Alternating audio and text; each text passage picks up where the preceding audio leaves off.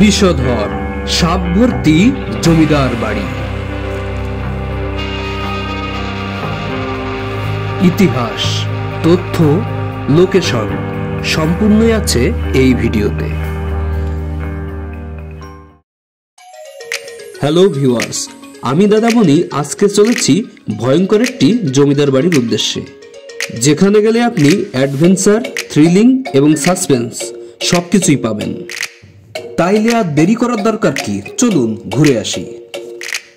জমিদার বাড়িটি বিষধর সাপে ভর্তি, তাই নিজের রিস্ক নিজেই নেবেন। His is হুজুজ। 300 বছরের পুরাতন জমিদার বাড়ি হাতছানি দিচ্ছে। আমি যে তোমার।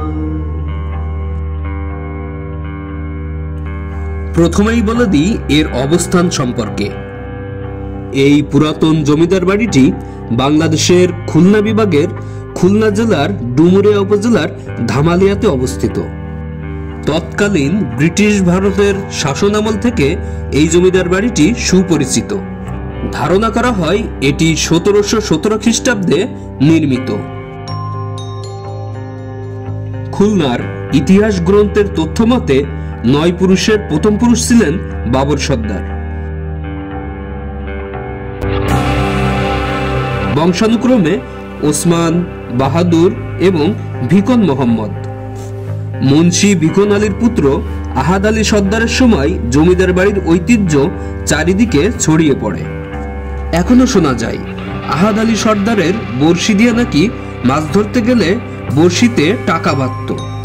আসলে এটি একটি কথার কথা। মূলত তাদের জমিদারের পাশাপাশি বিভিন্ন রকমের ব্যবসা ছিল। তাদের বড় বড় 8-10 খানা নৌকা ছিল, যা দিয়ে সুন্দরবন থেকে কাঠ, মধু, বিভিন্ন জিনিস সংগ্রহ করে কলকাতার বাজারে ভালো দামে বিক্রি করত।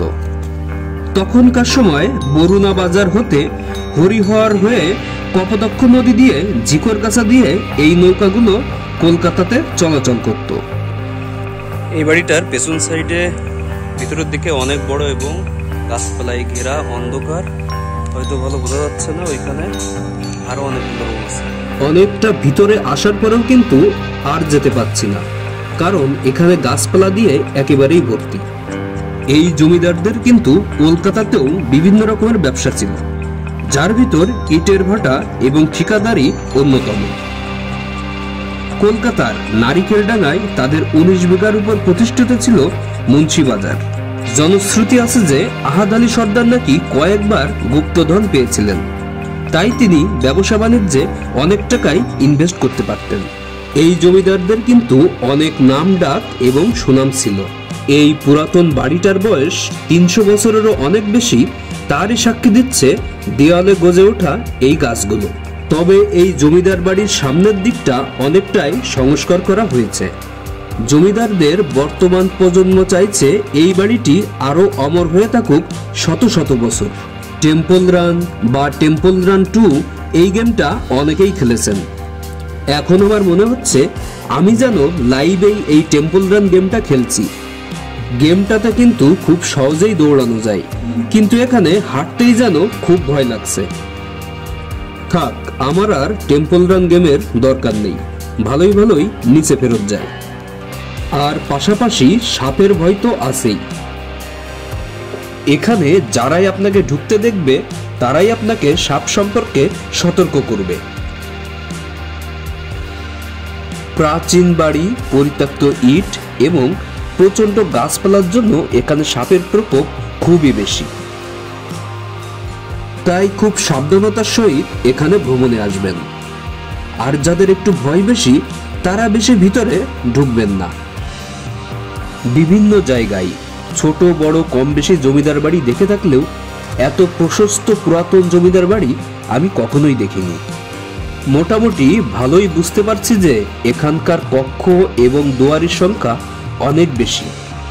যাদের পুরাতন ঐতিহ্যের পর আকর্ষণ বেশি তাদের জন্য এটা মাস্ট ভিজিটিং প্লেস। জমিদার বাড়ি থেকে বের হওয়ার পরেও আমার চোখে মনে হচ্ছে এখনো ধাঁধা ধরে আছে।